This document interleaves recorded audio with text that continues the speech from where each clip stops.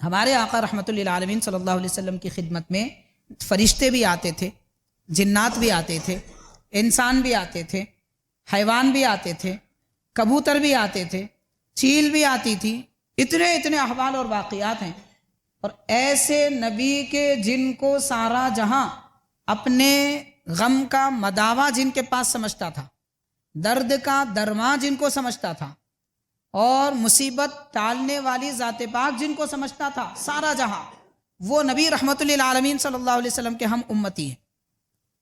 مگر افسوس اس بات کا ہے کہ صبح سے شام تک 24 گھنٹے میں ایک مرتبہ بھی ہم ہمارے آقا کو ویسا یاد نہیں کرتے جیسا کہ ایک باپ اپنے بیٹے کو یاد کرتا ہے یا بیٹا اپنی ماں کو یاد کرتا ہے۔ نبی پاک صلی اللہ علیہ وسلم نے ہم کو یہ شرانگیزوں سے، شیاطین اور جن سے بچنے کا علاج ہزاروں طریقے سے عطا فرمایا۔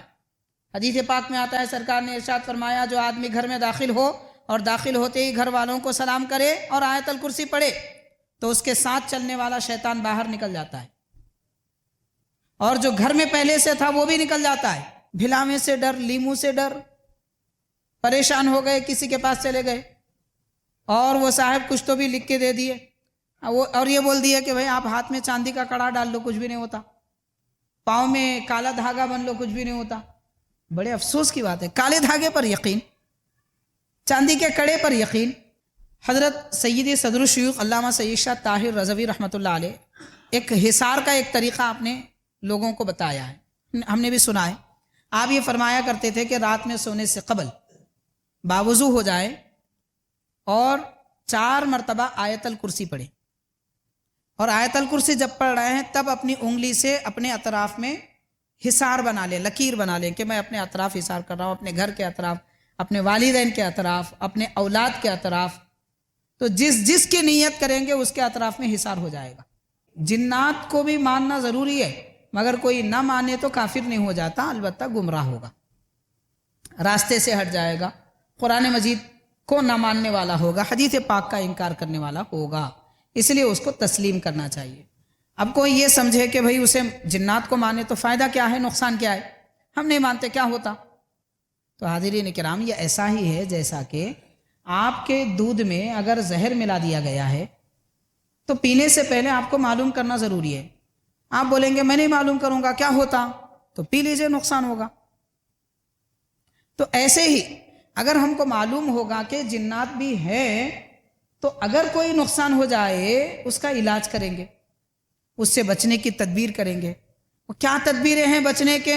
نبی پاک صلی اللہ علیہ وسلم نے دعائیں سکھائیں، وہ دعائیں پڑھی، یعنی ان کو دیکھ کر حضور فرما رہے یہ چلنے کا انداز، یہ لکڑی کا ٹیکنا اور یہ آواز، یہ جن کی ہے، یعنی ہمارے آقا صلی اللہ علیہ وسلم انسان اور جنات کی آواز میں بھی فرق جانتے ہیں۔ تو نبی کی شان یہ ہے۔ ایک بڑے بزرگ ہیں حضرت حارث محاسبی رحمۃ اللہ علیہ، شیخ الاسلام بانی جامع رحمۃ اللہ علیہ، ان کے حوالے سے فرماتے ہیں کہ یہاں دنیا میں جنات انسان کو نظر نہیں آتے، انسان جنات کو نہیں دیکھ سکتا، مگر جن انسان کو دیکھ سکتے ہیں۔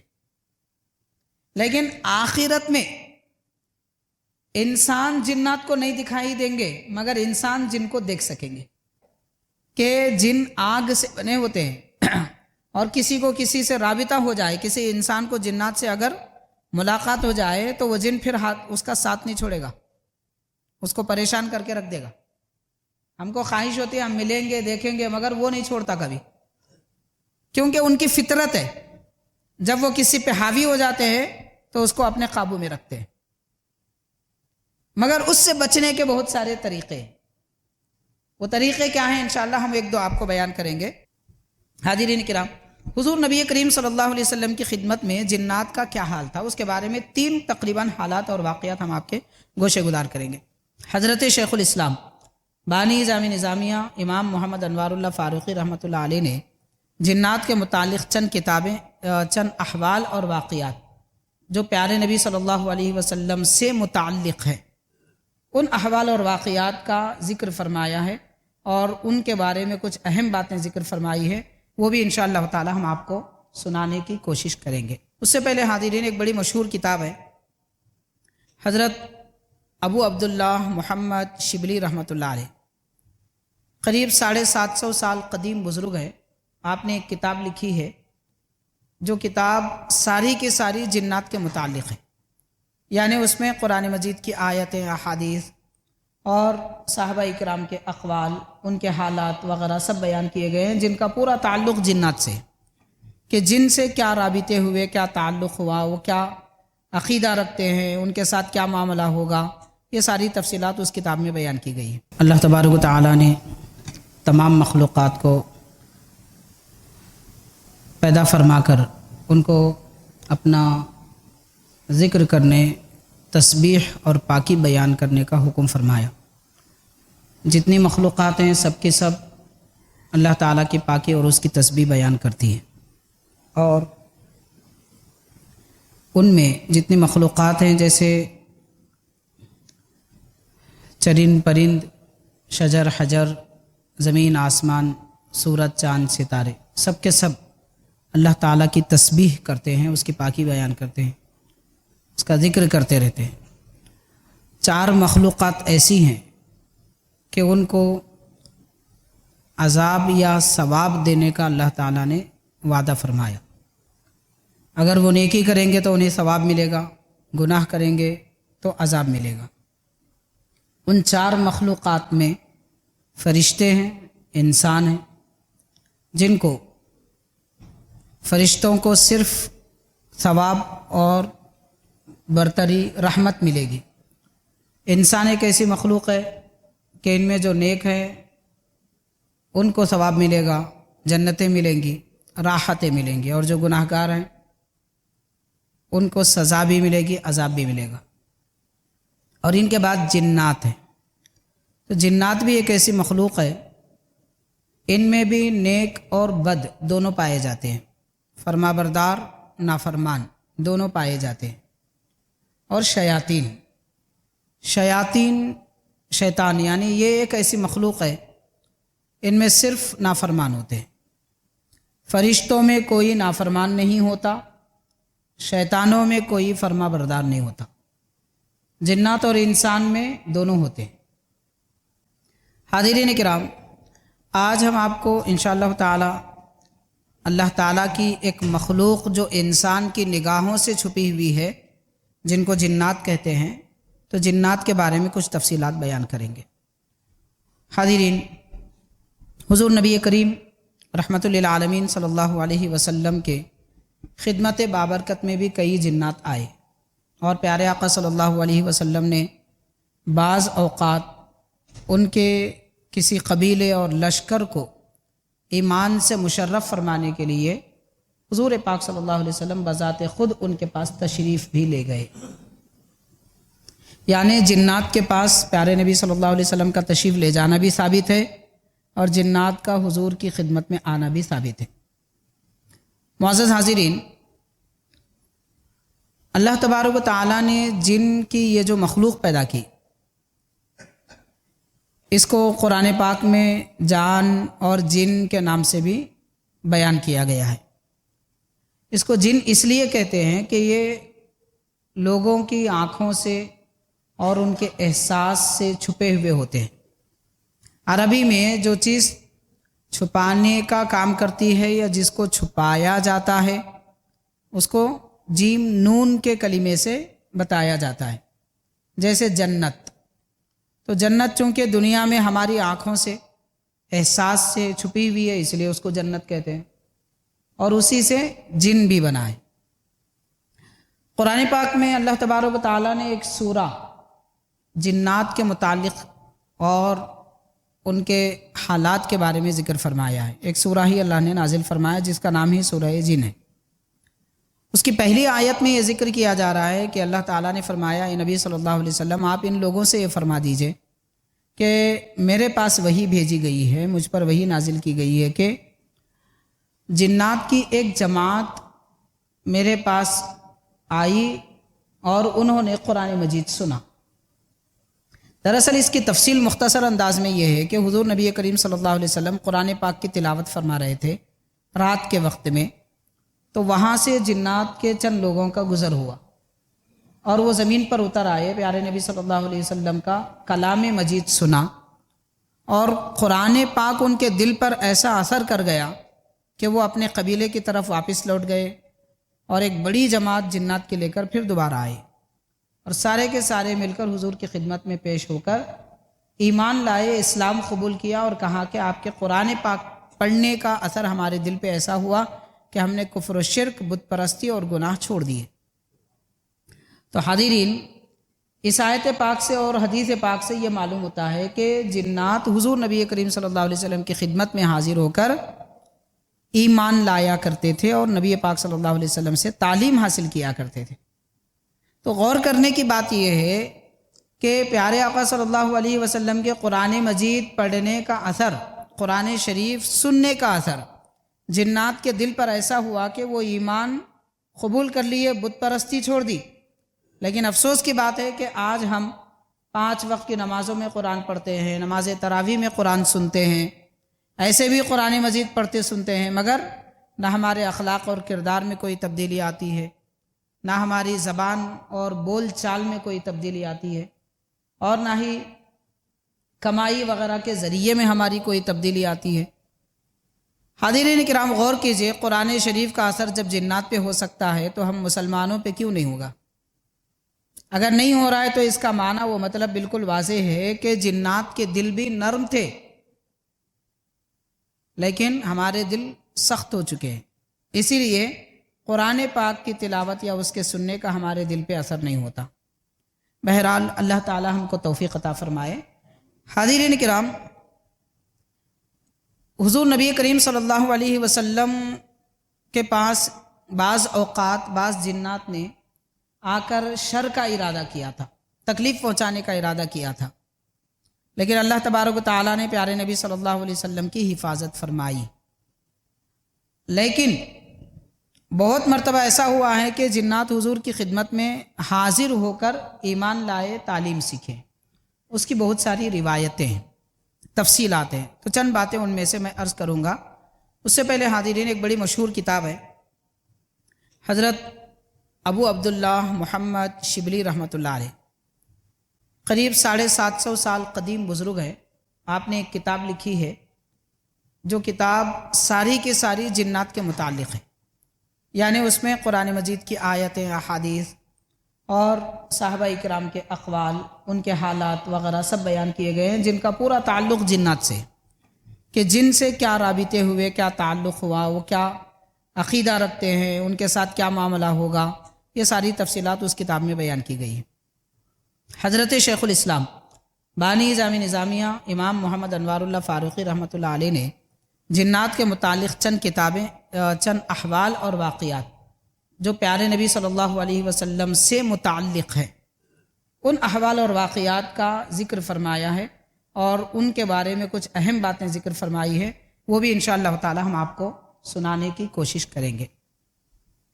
معزز حاضرین، اللہ تبارک و تعالیٰ نے سورہ رحمان میں تقریباً 2 جگہ جن کا ذکر فرمایا لم یطمثہن انس قبلہم ولا جان، یعنی جنت میں جو حوریں ہوں گی وہ ایسی ہوں گی کہ نہ کوئی انسان ان کے قریب ہوا ہوگا، نہ کوئی جن ان کے قریب ہوا ہوگا، ایسی پاک حوریں جنتیوں کو دی جائیں گی۔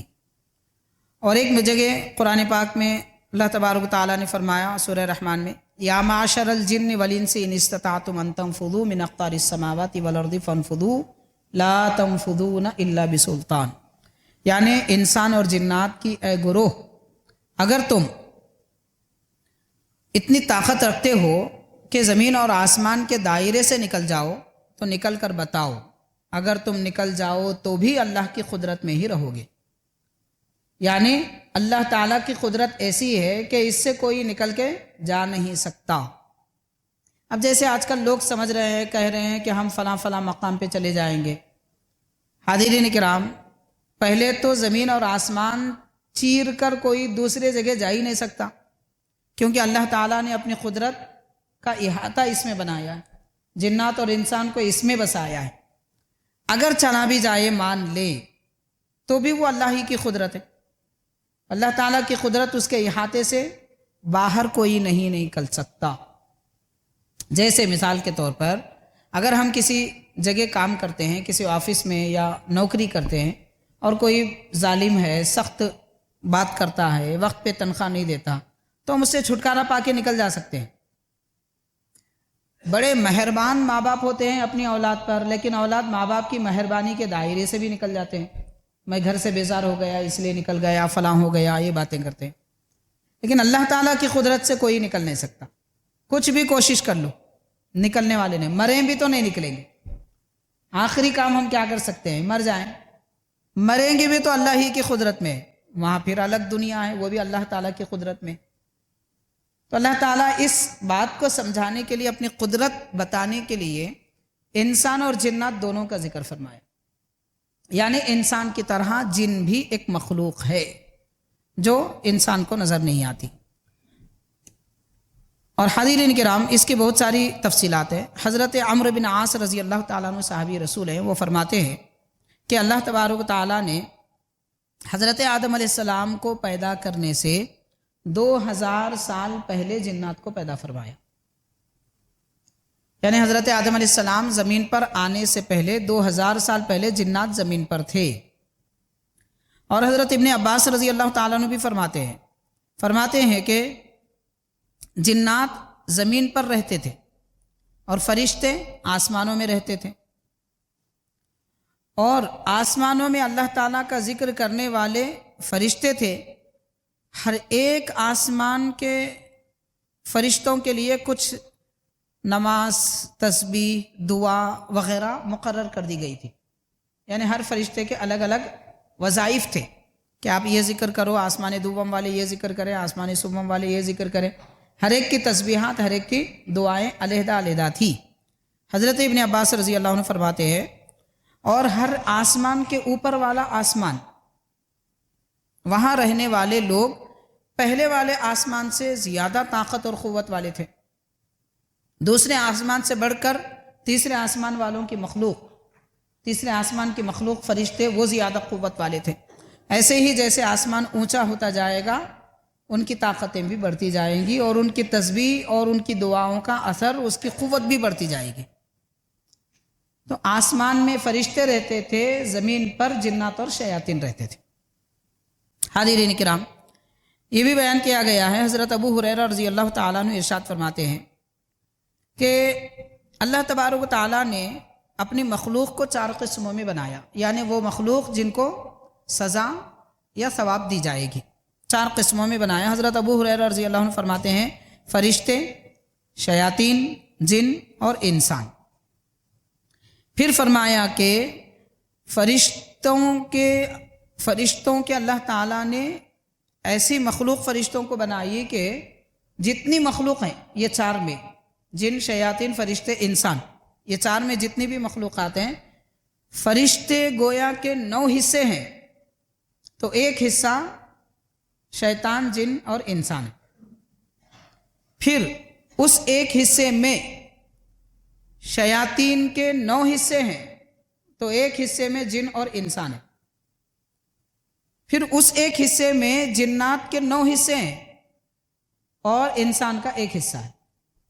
مطلب یہ ہوا کہ مان لیجئے اگر 1000 ہیں تو 1000 میں سے 900 جن ہیں، 100 انسان ہے، اور 1000 میں سے 900 شیطان ہیں، 100 جن ہیں، اور 1000 میں سے 900 فرشتے ہیں تو 100 شیطان ہیں۔ اس اعتبار سے جنات، شیاطین، فرشتے اور انسان میں سب سے کم مخلوق انسانوں کی، جو 1000 کے مقابل 1 کے برابر ہے گویا کہ۔ تو حاضرین کرام، اس طرح اللہ تبارک و تعالیٰ نے فرشتے، شیاطین، جنات اور انسان کو پیدا فرمایا، ان کی تعداد۔ تو اب حضرت آدم علیہ السلام سے لے کر قیامت تک جتنے انسان ہیں وہ جنوں کے مقابل 1 ہے، جن کے مقابل 1 ہے، مطلب جنوں کی تعداد انسانوں سے اتنے بڑھ کے کہ 1999 اگر جن ہے۔ حضرت فرما رہے ہیں، حضرت ابو عبداللہ محمد شبلی رحمۃ اللہ علیہ اپنی کتاب آکام المرجان فی احکام الجان، اس کتاب میں فرماتے ہیں کہ مان لیجئے کہ اگر 1000 کی تعداد ہے تو 1000 میں سے 999 جن ہے تو 1 انسان ہے، 1 انسان کے مقابل 999 جن ہے۔ اور جن کیسی قوت ہے؟ جن ایسی مخلوق ہے کہ وہ آگ سے بنی ہے، اور آگ سے بنی ہے تو اس کا اثر اس کے ساتھ رہنے والے ہر ایک پر ہوتا ہے، وہ کہیں سے گزرتا بھی تو اثر ہوتا ہے۔ جنات کا اگر انسان کے قریب سے بھی گزر ہو جائے اس کا بھی اثر ہوتا ہے، لیکن ایک آدمی کے مقابل 999 جنات کی قوت اور اس سے بچنے کا طریقہ ہم کو حضور پاک صلی اللہ علیہ وسلم نے عطا فرمایا ہے۔ اس پر ہم کو قربان ہو جانا چاہیے۔ اتنی بڑی مخلوقات جو شیاطین ہیں، جن ہیں، ان سے بچنے کے لیے اللہ تبارک و تعالیٰ نے ہم کو نبی پاک صلی اللہ علیہ وسلم کی ذات پاک اور آپ کی پناہ دی۔ حبیب پاک صلی اللہ علیہ وسلم اگر اس دنیا میں تشریف فرما نہ ہوتے، سارے انسانوں کو ہلاک کر دیا جاتا، کوئی انسان باقی نہیں رہتا۔ انسان دنیا میں بچا ہوا اسی لیے ہے کہ نبی پاک صلی اللہ علیہ وسلم بشر ہیں، انسان ہیں، اور انسانوں میں بھیجے گئے ہیں۔ حاضرین کرام، حضور نبی کریم صلی اللہ علیہ وسلم کے فرمان عالی شان کے مطابق یہ بھی بیان کیا گیا کہ جو جنات ہیں وہ شکل بھی بدلتے ہیں، صورت بھی بدلتے ہیں۔ کبھی انسان کی شکل میں آ سکتے ہیں اور کبھی حیوانات کی شکل میں بھی آ سکتے ہیں، جیسے بکری، بیل اور شیر، چیتا، بلی، کسی بھی مخلوقات کی شکل میں اور چرند پرند کی شکل میں بھی جنات آ سکتے ہیں، اور کسی بھی شکل میں کیوں نہ آئے ان کو وہ تکلیف بھی دے سکتے ہیں۔ بڑے بڑے اکابر بزرگوں نے لکھا ہے کہ ہر آدمی کو اپنی جنس سے دوستی رکھنی چاہیے۔ بعض لوگوں کو شوق ہوتا ہے جنات کو دیکھیں گے، شوق ہوتا ہے، اس کا نتیجہ کیا نکلے گا کہ جن آگ سے بنے ہوتے ہیں، اور کسی کو کسی سے رابطہ ہو جائے، کسی انسان کو جنات سے اگر ملاقات ہو جائے تو وہ جن پھر اس کا ساتھ نہیں چھوڑے گا، اس کو پریشان کر کے رکھ دے گا۔ ہم کو خواہش ہوتی ہے ہم ملیں گے، دیکھیں گے، مگر وہ نہیں چھوڑتا کبھی، کیونکہ ان کی فطرت ہے، جب وہ کسی پہ حاوی ہو جاتے ہیں تو اس کو اپنے قابو میں رکھتے ہیں۔ مگر اس سے بچنے کے بہت سارے طریقے ہیں۔ وہ طریقے کیا ہیں انشاءاللہ ہم ایک دو آپ کو بیان کریں گے۔ سب سے اہم بات یہ ہے کہ حضرت شیخ الاسلام بانی جامع نظامیہ امام انوار اللہ فاروقی رحمۃ اللہ علیہ نے جنات کے متعلق کچھ احوال اور واقعات بیان فرمائے ہیں، ہم آپ کے وہ گوشے گزار کریں گے۔ معزز حاضرین، سب سے پہلی بات حضرت شیخ الاسلام رحمۃ اللہ علیہ فرماتے ہیں کہ ہم نے اوپر جو کتاب میں واقعات اور احوال وغیرہ بیان کیے ہیں اس سے یہ سمجھنا بہت آسان ہو جائے گا کہ جن کی تخلیق خاص طور پر جدا گانہ ہے، یعنی اللہ تعالیٰ نے جو جنات بنائے ہیں ان کو پیدا ہی اللہ نے بڑے علیحدہ انداز میں فرمایا ہے۔ کوئی ضروری نہیں ہے کہ آدمی کے پورے لوازم جنات میں پائے جائیں، مطلب ہمارے اندر جو کیفیتیں ہیں، ہم ایک دوسرے سے ملتے ہیں، بات کرتے ہیں، دکھتے ہیں، نظر آتے ہیں، اسی قسم کی چیز جنات میں ہونا کوئی ضروری نہیں ہے۔ اور آدمی پر ان کو قیاس کر کے ان کا انکار نہیں کیا جا سکتا، یعنی جنات ہماری طرح مخلوق ہے تو جیسے انسان نظر آ رہا ہے جن کیوں نظر نہیں آتے، یہ کہہ کر آپ انکار نہیں کر سکتے، کیونکہ دنیا میں بہت ساری ایسی چیزیں ہیں جو نظر نہیں آتی مگر موجود ہے۔ مثال کے طور پر ایک شخص نے، مختصر طور پہ کہہ رہا ہوں میں، واقعہ بہت بڑا لمبا تفصیل ہے، میں بالکل کم انداز میں کہہ رہا ہوں۔ ایک شخص اعلان کر رہا تھا کہ کون مجھے بتائے گا کہ اللہ تعالیٰ ہے؟ اگر ہے اللہ تعالیٰ تو نظر کیوں نہیں آتا؟ اب گلی کوچوں میں اعلان کر رہا ہے تو ایک بزرگ وہاں پر عالم دین بیٹھے ہوئے تھے، تو آپ کو اس کے سوال پر بڑا غصہ آیا، آپ نے اس کو سمجھانا چاہا، اسے قریب بلایا، تھوڑی دور ٹھہرا کر ایک مٹی کا اینٹ اٹھایا اور اس کے پیشانی پہ مارا اور کہا یہ میرا جواب ہے، یہ میرا جواب ہے، تو جو سوال کر رہا ہے یہ میرا جواب ہے۔ تو وہ شخص عدالت میں چلا گیا، مقدمہ دائر کر دیا کہ انہوں نے بلا وجہ مجھے مارا، اینٹ سے میری پیشانی پر زخم کیا، مارا۔ تو حضرت کو بھی عدالت میں بلایا گیا، جج نے پوچھا کہ آپ نے اسے کیوں مارا؟ تو آپ فرماتے ہیں حضرت نے فرمایا کہ یہ سوال کر رہا تھا، میں نے اس کے سوال کا جواب دیا۔ اس کا سوال کیا تھا؟ اس کا سوال یہ تھا کہ اللہ تعالیٰ ہے تو نظر کیوں نہیں آتا؟ ہے تو بتاؤ، تو اس لیے میں نے جواب دیا۔ تو آپ جواب کہاں دی؟ آپ نے تو اسے اینٹ سے مارا ہے۔ تو آپ فرماتے ہیں کہ میرا جواب اسی میں ہے، میں نے جو اسے مارا ہے اسی میں میرا جواب ہے، وہ یہ ہے کہ یہ کہہ رہا ہے، پھر اس سے پوچھتے ہیں کہ میں نے تجھے مارا، ٹھیک ہے میں مان لیتا ہوں، لیکن میرے مارنے سے تجھے ہوا کیا؟ تو کیوں پریشان ہے؟ وہ کہنے لگا مجھے درد ہو رہا ہے۔ تو آپ نے فرمایا درد کہاں ہے بتاؤ؟ یہاں ہے۔ تو آپ نے فرمایا وہ تو نظر نہیں آ رہا ہے، تم کو محسوس ہو رہا ہے، مگر مجھے کہاں نظر آ رہا ہے؟ تو اس نے کہا نظر نہیں آیا تو نہیں ہوتا کیا؟ تو آپ نے فرمایا پھر اللہ نظر نہیں آیا تو نہیں رہتا کیا؟ تو حاضرین کرام، ایسے ہی جنات بھی کچھ مخلوقات ہیں، نظر نہیں آئے تو نہیں ہے، نہیں بول سکتے، کیونکہ قرآن مجید میں ان کا ذکر ہے، حدیث پاک میں ان کا ذکر ہے۔ البتہ یہ کہ ہر ایک مسلمان پر لازم ہے کہ وہ اللہ تعالیٰ کو مانے اگرچہ کہ نظر نہیں آتا، جنت کو مانے، دوزخ کو مانے اگرچہ کہ نظر نہیں آتے، قبر کے بعد عذاب ہوگا، قبر میں جانے کے بعد اس کو بھی ماننا لازم ہے، نہیں مانیں گے تو گمراہ ہو جائیں گے یا پھر کافر ہو جائیں گے، ماننا ضروری ہے۔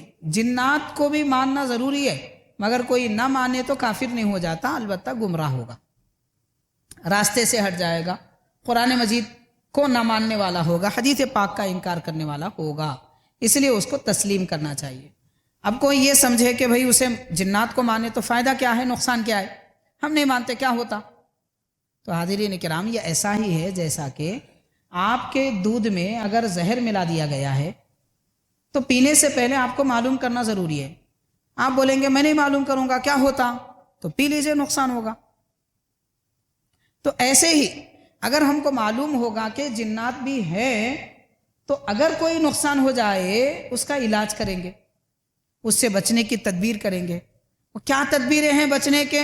نبی پاک صلی اللہ علیہ وسلم نے دعائیں سکھائیں، وہ دعائیں پڑھی تو اس کے جنات کے اثر سے، اس کی برائی سے بچیں گے، اس لیے ماننا ہے، نہیں مانیں گے تو نقصان ہوگا، اتنی سی بات ہے، اور کوئی بات نہیں۔ بہرحال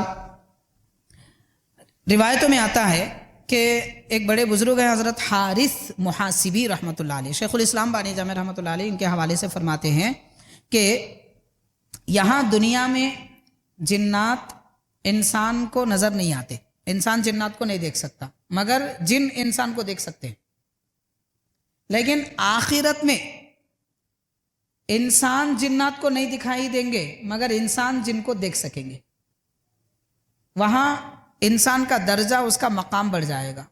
اور کیوں نہیں ہو سکتا؟ اس لیے کہ آخرت میں جب انسان کو اللہ تعالیٰ ہی نظر آئے گا تو جنات کیا چھپیں گے؟ حضرت شیخ الاسلام بانی جامع رحمۃ اللہ علیہ یہ ارشاد فرماتے ہیں، اور قرآن مجید کی ایک آیت بھی پڑھتے ہیں۔ آپ فرماتے ہیں کہ فرمایا کہ انسان کی بصارت میں ایسی صلاحیت دی جائے گی کہ جن کو دیکھ سکیں گے، کیوں نہ ہو، جب خدا تعالیٰ کی رؤیت کی صلاحیت ان کے آنکھوں میں دی جائے گی تو جن کا دیکھنا کون سی بڑی بات ہوگی۔ حق تعالیٰ فرماتا ہے وجوہ یومئذ ناظرۃ الی ربها ناظرہ، یعنی اس دن، قیامت کے دن، بہت سارے ایسے لوگ ہیں جو تر و تازہ ہوں گے، وہ اپنے رب کو دیکھ رہے ہوں گے۔ تو اللہ تعالیٰ کا جلوہ قیامت کے دن بندوں کو نظر آئے گا، انسانوں کو نظر آئے گا۔ جب اللہ کو دیکھ سکیں گے تو جنات کیسے چھپیں گے؟ حضرت شیخ الاسلام بانی جامع نظامی رحمۃ اللہ علیہ ارشاد فرماتے ہیں۔ حاضرین کرام، حضور نبی کریم صلی اللہ علیہ وسلم کی خدمت میں جنات کا کیا حال تھا، اس کے بارے میں 3 تقریباً حالات اور واقعات ہم آپ کے گوشے گزار کریں گے۔ شیخ الاسلام بانی جامع نظامیہ امام انوار اللہ فاروقی رحمۃ اللہ علیہ اپنی کتاب مقاصد الاسلام کے حصہ 8 اور صفحہ نمبر 164 میں یہ واقعہ ذکر فرماتے ہیں۔ دائرۃ المعارف ایک بڑی کتاب ہے، معلم بطرس بستانی نے یہ کتاب لکھی ہے، ان کے حوالے سے آپ لکھتے ہیں کہ انہوں نے حدیث پاک نقل کی ہے۔ حضور نبی کریم صلی اللہ علیہ وسلم کے صحابی حضرت انس رضی اللہ تعالیٰ عنہ وہ فرماتے ہیں کہ ایک مرتبہ حضور پاک صلی اللہ علیہ وسلم کے ساتھ میں شہر مکہ کے پہاڑوں میں گزرا۔ حضور پاک صلی اللہ علیہ وسلم مجھے پہاڑوں سے لیتے ہوئے چلے گئے۔ ایک مقام پر پیارے نبی صلی اللہ علیہ وسلم نے دیکھا کہ ایک بوڑھے شخص لکڑی ٹیک کر آہستہ آہستہ آگے بڑھ رہے۔ تو پیارے آقا صلی اللہ علیہ وسلم نے انہیں دیکھ کر فرمایا کہ یہ چال اور یہ آواز جن کی ہے، اور بتاؤ کیا میں نے درست کہا؟ یعنی ان کو دیکھ کر حضور فرما رہے یہ چلنے کا انداز، یہ لکڑی کا ٹیکنا اور یہ آواز یہ جن کی ہے۔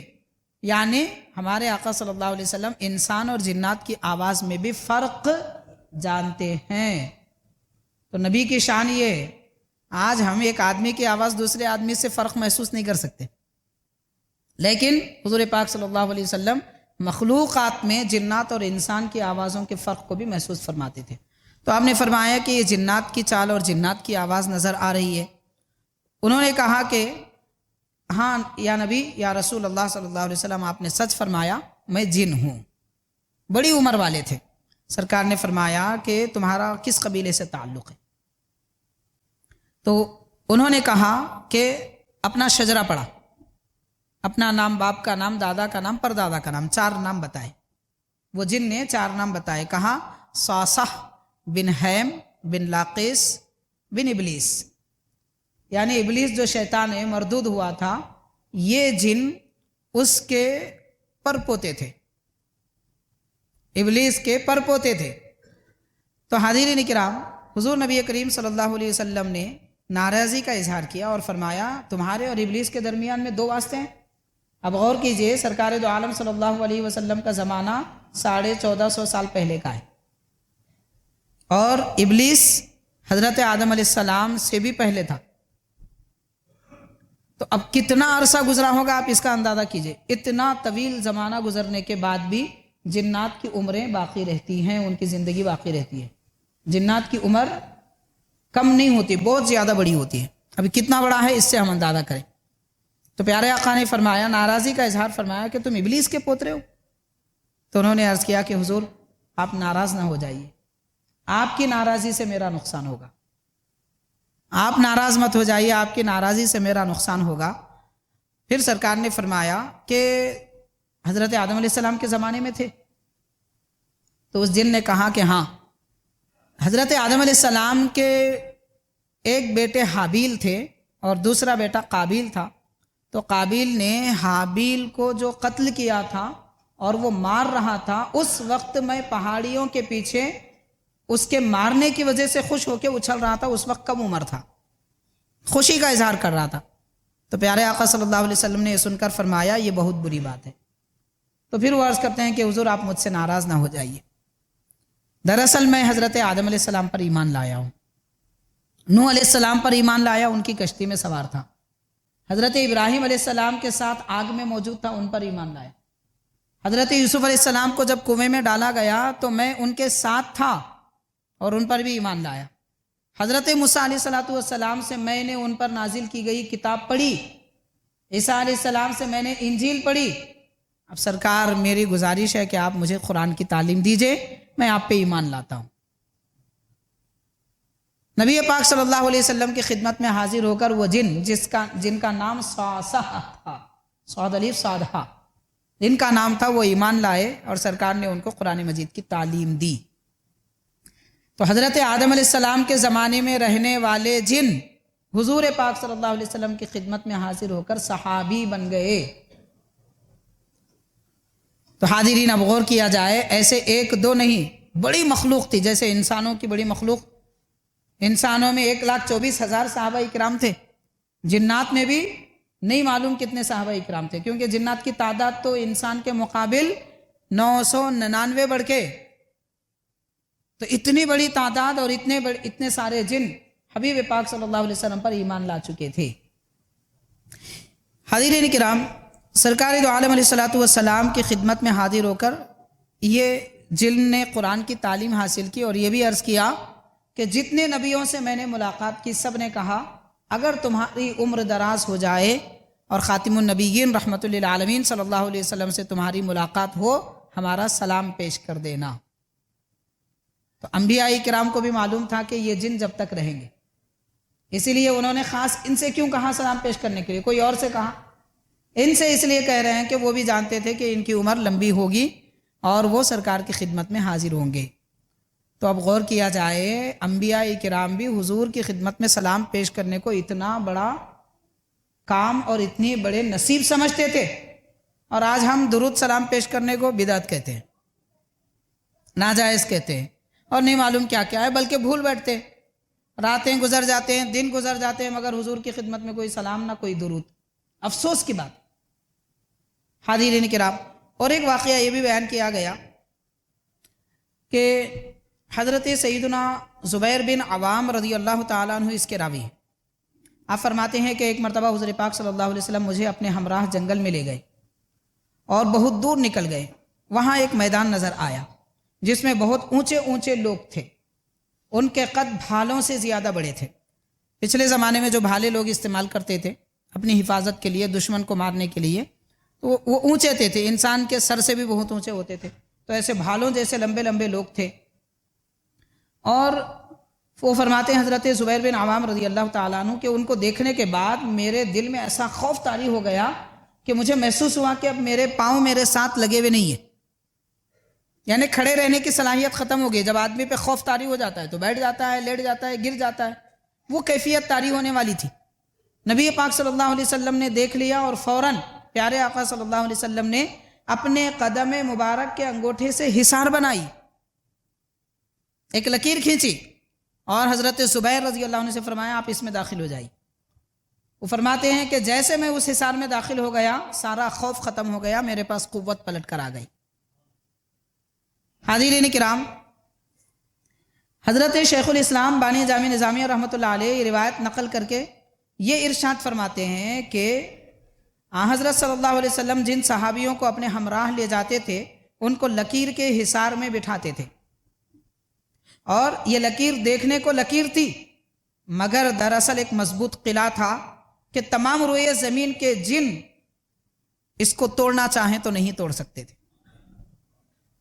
حاضرین کرام، وہ جن کے بارے میں قرآن پاک میں دوسرے مقام پر آتا ہے حضرت سلیمان علیہ السلام کے پاس آپ نے بلقیس علیہ السلام کا تخت طلب کیا تھا، تو جن کے ایک بادشاہ نے کہا تھا بڑی قوت والے نے کہ آپ صبح سے دوپہر تک تخت پر بیٹھتے ہیں، آپ کے تخت سے اٹھنے سے پہلے میں وہ بلقیس کا تخت لا لوں گا. بلقیس کا تخت 1 مہینے کی دوری پر تھا، قریب نہیں تھا، 1 مہینہ سفر کر کے جانا پڑتا تھا، اور 7 محلات کے اندر مقفل دروازوں میں بند تھا، اور اس کی چوڑائی 40 گز تھی، لمبائی 80 گز تھی. اتنا بڑا تخت صرف چند گھنٹوں میں لانے کا وعدہ کیا. جن کی قوت یہ ہوتی ہے، لیکن تمام جنات کا لشکر مل کر بھی وہ لکیر کو توڑ نہیں سکے، اس کی قوت کا مقابلہ نہیں کر سکے کہ جس لکیر کو پیارے آقا صلی اللہ علیہ وسلم نے اپنے قدم مبارک سے لگایا تھا. تو سرکار کے قدم مبارک کے انگوٹھے کی اتنی قوت ہے کہ دنیا بھر کے جن بھی اس حصار کو توڑ نہیں سکتے. مگر افسوس کی بات ہے، آج ہمارے لیے بڑے افسوس کی بات ہے حاضرین، کہ ایسے قوت والے نبی جن کے قدم پاک کے مبارک انگوٹھے کی لکیر میں یہ قوت ہے، آج ہم لیمو سے ڈرتے ہیں. سفر کا مہینہ آتا ہے تو نحوست سمجھتے ہیں، بلی سامنے سے جاتی ہے تو منحوس سمجھتے ہیں، گھر میں نئی دلہن آ کے برتن توڑ دے تو اس کو منحوس سمجھتے ہیں، اگر کچھ ایکسیڈنٹ ہو جائے تو یہ راستے سے نہیں آنا تھا وہ راستے سے جانا تھا سمجھتے ہیں، یا کچھ برائی ہو جائے تو فوراً زبان سے نکلتا ہے آج صبح کس کی صورت دیکھے گی. آئینے میں اپنی صورت دیکھتے ہیں اور کس کی دیکھتے ہیں. صبح جاگنے کے بعد میں کسی کی صورت بعد میں دیکھتے، پہلے اپنی صورت دیکھ لیتے. اتنا ایمان ہمارا کمزور ہو چکا ہے. اور ادھر دیکھیے پیارے نبی صلی اللہ علیہ وسلم کی یہ قوت کہ جنات جو اتنی بڑی قوت رکھتے ہیں وہ بھی حضور پاک صلی اللہ علیہ وسلم کے حصار کو توڑ نہ سکے.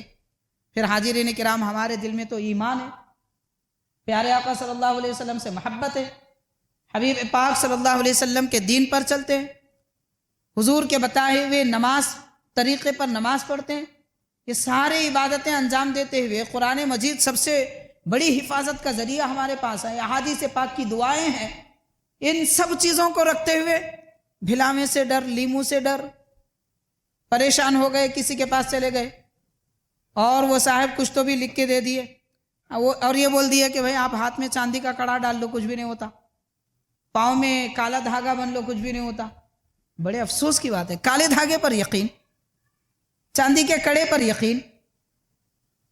کیا کر رہے ہیں مسلمان؟ اللہ کا کلام قرآن مجید ہمارے لیے کافی نہیں ہے؟ وہ دھاگا جس کو خود ہم نے باندھا ہے وہ کیا ہماری حفاظت کرے گا؟ اور وہ چاندی کا کڑا جس کو ہم نے خود بنایا ہے یا بنوایا ہے وہ کیا ہماری حفاظت کرے گا؟ ایک بے جان چیز جس کو نکال کے پھینک دے تو گر جاتا ہے، توڑے تو ٹوٹ جاتا ہے. اس کے بارے میں یہ یقین کہ یہ باندھ لیے تو نظر نہیں لگتی، یہ کرے تو فلاں نہیں ہوتا. کب تک توہمات میں گزریں گے، زندگی گزاریں گے؟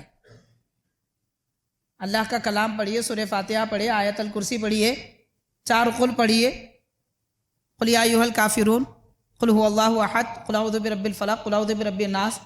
نبی پاک صلی اللہ علیہ وسلم نے ہم کو یہ شرانگیزوں سے، شیاطین اور جن سے بچنے کا علاج ہزاروں طریقے سے عطا فرمایا۔ حدیث پاک میں آتا ہے، سرکار نے ارشاد فرمایا، جو آدمی گھر میں داخل ہو اور داخل ہوتے ہی گھر والوں کو سلام کرے اور آیت الکرسی پڑھے تو اس کے ساتھ چلنے والا شیطان باہر نکل جاتا ہے، اور جو گھر میں پہلے سے تھا وہ بھی نکل جاتا ہے۔ اور اس کے بعد وہ کہتے ہیں، دونوں شیاطین کہتے ہیں، آج تم بچ گئے، نہ ہم تمہارے کھانے میں شریک ہو سکتے ہیں، نہ تمہارے ساتھ بستر پہ آ سکتے ہیں۔ تو پتہ چلا انسان اگر آیت الکرسی نہ پڑھے، سلام نہ کرے گھر میں جانے کے بعد، تو شیطان ہمارے ساتھ کھاتا ہے اور شیطان ہمارے ساتھ سوتا ہے۔ اب ظاہر ہے جس کے ساتھ شیطان سو جائے وہ تہجد میں کہاں اٹھے گا، فجر بھی چلی جائے گی۔ اسی لیے تو آج ہمارے لوگ فجر میں نہیں آتے، کوشش کرتے ہیں میں اٹھنا چاہوں گا، نہیں اٹھ سکتے۔ اس لیے نہیں اٹھ سکتے کہ رات میں سوتے دیر سے، اور اس لیے بھی نہیں اٹھ سکتے کہ گھر میں جا کے آیت الکرسی نہیں پڑھتے۔ اب لوگ بولیں گے مول صاحب آیت الکرسی یاد نہیں ہے اور کیا پڑھنا؟ آپ کو 10 گانے یاد ہیں مگر آیت الکرسی یاد نہیں ہے، اس سے بڑے افسوس کی کیا بات ہے؟ 10 گانے یاد ہے، فلم ایکٹروں کے نام یاد ہے، کرکٹرز کے نام یاد ہے، کون ورلڈ کپ لے گیا وہ سب معلوم ہے، کون سیاستدان کب چیف منسٹر تھا، پرائم منسٹر تھا، یہ سب یاد ہے۔ آیت الکرسی یاد نہیں ہے۔ یاد نہیں ہے تو کوئی بات نہیں ہے میرے بھائی، 10 منٹ بیٹھیے یاد ہو جاتی، صرف 10 منٹ۔ کند ذہن آدمی بھی ہے تو 10 منٹ میں آیت الکرسی یاد ہو جاتی۔ ہماری زندگی کے 18 20 40 سال گزر گئے مگر 10 منٹ ہم کو نہیں ملے آیت الکرسی یاد کرنے کے لیے۔ بہرحال حضور پاک صلی اللہ علیہ وسلم نے تحفظ کا طریقہ بھی ہم کو عطا فرمایا ہے۔ اور 1-2 باتیں مختصر انداز پہ عرض کروں گا، وقت ہوتا جا رہا ہے حاضرین۔ اور ایک صحابی حضرت سیدنا ابن مسعود، عبداللہ ابن مسعود رضی اللہ تعالیٰ عنہ، وہ بھی فرماتے ہیں کہ ایک بار میں حضور پاک صلی اللہ علیہ وسلم کے ساتھ تھا، پیارے آقا صلی اللہ علیہ وسلم مجھے آبادی سے دور لے گئے رات کے وقت میں، اور ایک لکیر کھینچ کر اندر بٹھا دیے، اور پھر حضور تشریف لے گئے کسی کام سے قبیلہ حوازن کے پاس گئے تھے، ایک قبیلہ تھا وہاں پر گئے تھے۔ اور حضرت عبداللہ ابن مسعود رضی اللہ عنہ فرماتے ہیں کہ کچھ دیر کے بعد مجھے دور سے گرد و غبار اڑتا ہوا نظر آیا، رات کے وقت میں گرد و غبار اڑتا ہوا نظر آیا۔ میرے دل میں یہ خیال آیا کہ شاید اس قبیلے والوں نے حضور پاک صلی اللہ علیہ وسلم کو تکلیف پہنچانے کے لیے اور آپ کے ساتھ کوئی ناپاک ارادہ کیا ہے، لشکر کو بلا لیا ہے۔ اکیلے حضور کو طلب کیے، سرکار جب تشریف لے گئے تو کوئی ناپاک ارادہ کیے ہوں گے، یہ سمجھ کر میں وہ لکیر سے باہر نکلنا چاہتا تھا، مگر مجھے یاد آیا سرکار نے جو حصار بنائی تھی اطراف میں، سرکار نے یہ بھی فرما دیا تھا کہ اے ابن مسعود چاہے کچھ ہو جائے اس لکیر کے باہر نہ آنا۔ تو یہ یاد آنے کے بعد میں باہر نہیں آیا۔ بڑے بڑے لوگ تھے، انسانوں کے جیسی ان کی شکل و صورت نہیں تھی، وہ آگے گزر گئے، جہاں سرکار تشریف لے گئے تھے اس سمت میں گئے۔ کچھ دیر کے بعد جب سرکار واپس تشریف لائے، میں نے یہ واقعہ بیان کیا تو سرکار نے ارشاد فرمایا اگر آپ لکیر کے باہر نکلتے تو یہ لوگ آپ کو اڑا لے جاتے۔ تو غور کیجئے، آج ہماری حفاظت کون کر رہا ہے؟ کون ہماری حفاظت کر رہا ہے؟ یہی ایمان ہے، یہی اسلام ہے۔ جس رب کو ہم مانتے ہیں، جس نبی کو نبی مانتے ہیں، وہی ہماری حفاظت فرما رہے ہیں۔ تو حاضرین کرام، ہم جنات سے بچے ہوئے ہیں، شیاطین سے بچے ہوئے ہیں، انسانوں میں پائے جانے والے جنات سے بھی بچے ہوئے ہیں، انسانوں میں پائے جانے والے شیاطین سے بھی بچے ہوئے ہیں، شرانگیزیوں سے محفوظ ہیں۔ اللہ تعالیٰ کا شکر ماننا چاہیے، آرام سے سوتے ہیں تو صبح جاگ بھی جاتے ہیں۔ صبح جاگنے سے پہلے ہاتھ پاؤں ٹوٹا ہوا نہیں ملتا ہے، دماغ ہٹا ہوا نظر نہیں آتا ہے، زبان ٹیڑھی نظر نہیں آتی ہے، آنکھیں پھوٹی نظر نہیں آتی ہیں۔ شکر مانو پروردگار کا، مگر ناشکری ہے۔ ہمیشہ شکایت، پیسے نہیں ہے، کمائی نہیں ہے، گھر بار میں تکلیف ہے، بیمار ہوں۔ کبھی شکر کرنا بھی سیکھیے۔ اللہ تعالیٰ کا جتنا شکر کریں گے اتنی راحتیں ملیں گی۔ شکایتوں سے کچھ بھی حاصل نہیں ہوتا۔ ہم نے اکثر دیکھا ہے اکثر مالدار شکایت کرتے ہیں، سب رہتا ہے مگر پھر بھی شکایت، ایسا نہیں ہوا، ویسا نہیں ہوا، یہ نہیں ہوا، وہ نہیں ہوا۔ ارے کیا ہوا وہ تو یاد کرو۔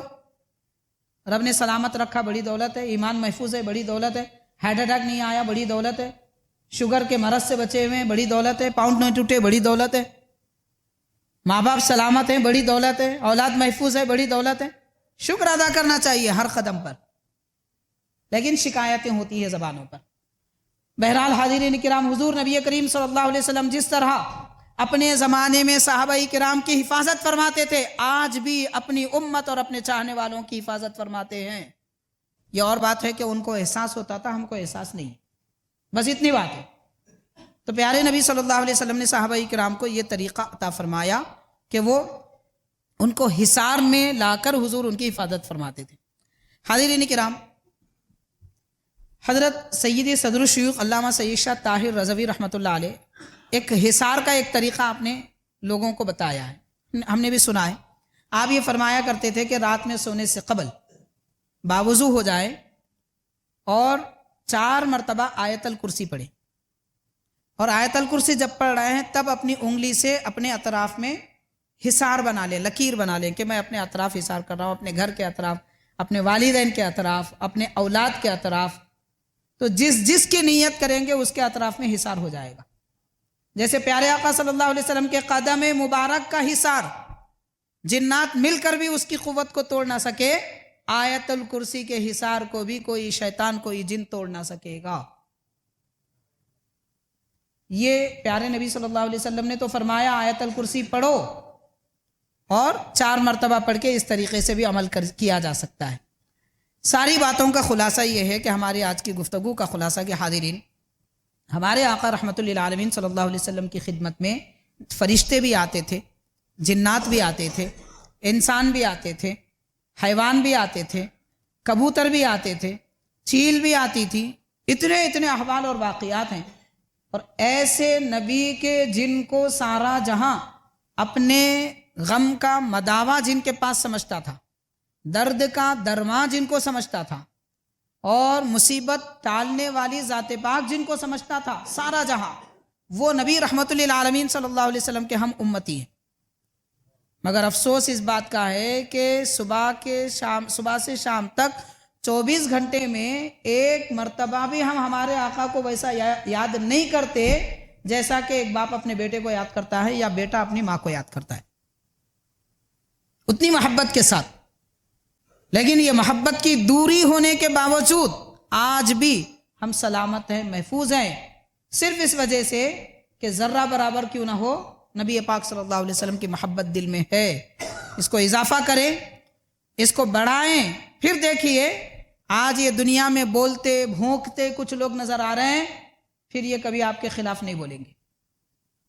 بس کافی، اتنا عمل کافی ہمارے لیے. سرکار دو عالم صلی اللہ علیہ وسلم سے محبت، وابستگی مضبوط رکھیے، صبح شام حضور کو یاد کیجئے، اور ہر قدم پر پیارے نبی کے دین اور طریقے پر عمل کیجئے. بس اتنا عمل ہمارے لیے کافی ہے، باقی کسی تحفظ کی ہم کو ضرورت نہیں ہے. بہرحال یہ چند باتیں ہم نے آپ کے گوشے گزار کی ہیں. اللہ تعالیٰ سے دعا ہے پروردگار ہم سب مسلمانوں کی حفاظت فرما، شیاطین جنات کی شرانگیزیوں سے ہم کو بچا، اہل اسلام کا بول بالا فرما. صلی اللہ تعالی وسلم علی خیر خلقہ سیدنا محمد وعلی آلہ واصحابہ اجمعین والحمد للہ رب العالمین.